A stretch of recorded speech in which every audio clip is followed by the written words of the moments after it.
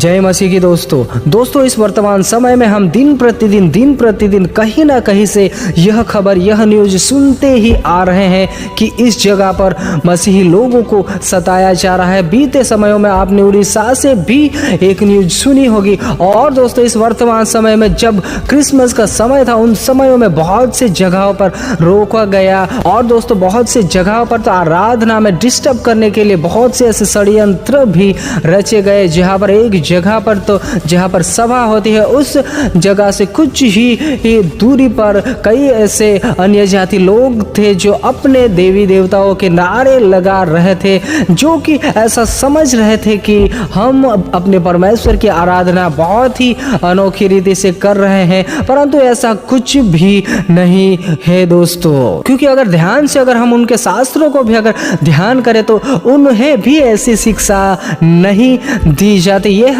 ऐसे व्यक्ति होते हैं जो शास्त्र का ज्ञान ना होने के कारण ऐसे कई ऐसे हरकत करते हैं जो कि खुद उनके लिए भी शर्मसार होती है दोस्तों। परंतु दोस्तों क्या मैंने और आपने एक बात नोटिस की है कि दिन प्रतिदिन आज मसीहियों पर सताव क्यों हो रहा है? ज्यादातर हम दिन प्रतिदिन कई जगहों से देखते हैं दोस्तों। इसका शारीरिक रूप से अगर हम कारण ढूंढने जाए तो बहुत से हम शारीरिक रूप से ऐसे कारण हमारे बुद्धि से हमारे समझ से हम निकाल सकते हैं और दोस्तों है भी। परंतु दोस्तों अगर एक आत्मिक दृष्टि से देखा जाए तो हम यह जानते हैं, जो भी वचनों को जानने वाले व्यक्ति है वह तमाम व्यक्ति जानते हैं कि शैतान के पास बहुत ही थोड़ा समय रह गया है और उन समयों में शैतान ऐसे लोगों को उपयोग कर रहा है। और दोस्तों इन समयों में वर्तमान समयों में भी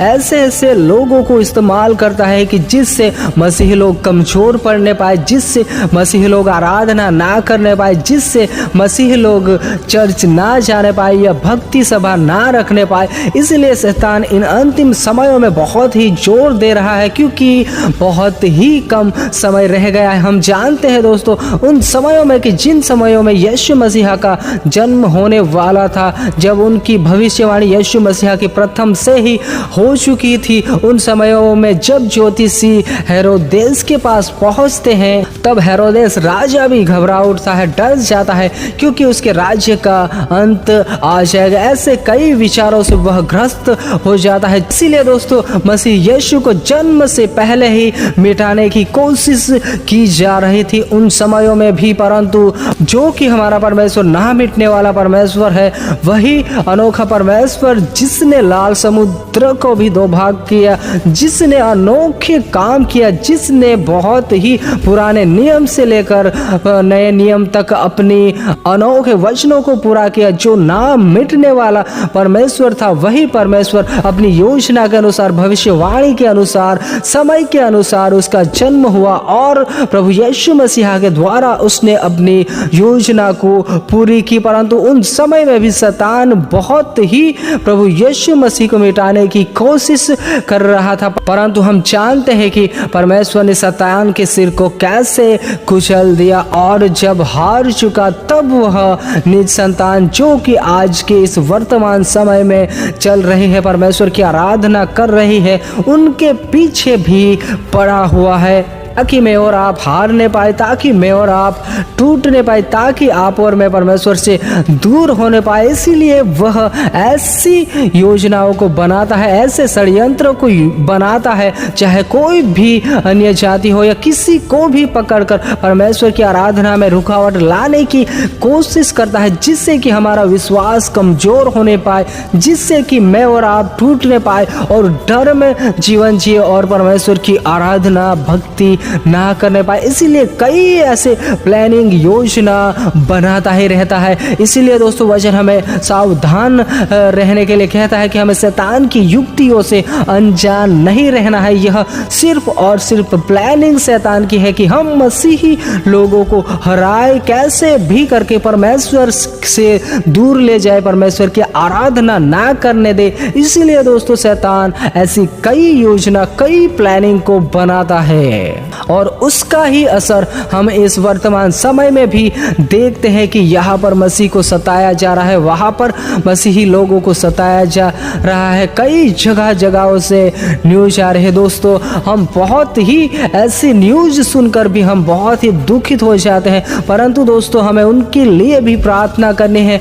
परमेश्वर से विनती करनी है कि उन तमाम जगह पर जो शैतानी कार्य हो रहे हैं उसे यीशु मसीह के नाम में हटाया जाए और उस जगह पर भी परमेश्वर का सुसमाचार बहुत ही तेजी से फैलने पाए। दोस्तों इसके आत्मिक नजरिए से हम देखें तो एक कारण यह भी है कि शैतान का अब समय बहुत ही कम बाकी है, इसलिए वह प्रयास करता है, इसलिए वह कोशिश में लगा हुआ है कि जितना भी हो सके मसीही लोगों को परमेश्वर से दूर करने पाए। परंतु दोस्तों मुझे और आपको हिम्मत नहीं हारनी है, हमें पीछे नहीं हटना है, हमें डटे रहना है। और दोस्तों जब कभी भी मुझे और आपको ऐसी घटनाएं सुनाई देती है तब हमें उनके लिए जितना भी हो सके उतना हेल्प करना है, प्रार्थना के जरिए या कोई भी ऐसी स्थिति के जरिए हमें जरूर ऐसी अगर घटना हमारे सामने आती है तो हमें जरूर से जरूर सपोर्ट करना है। सिर्फ और सिर्फ हमें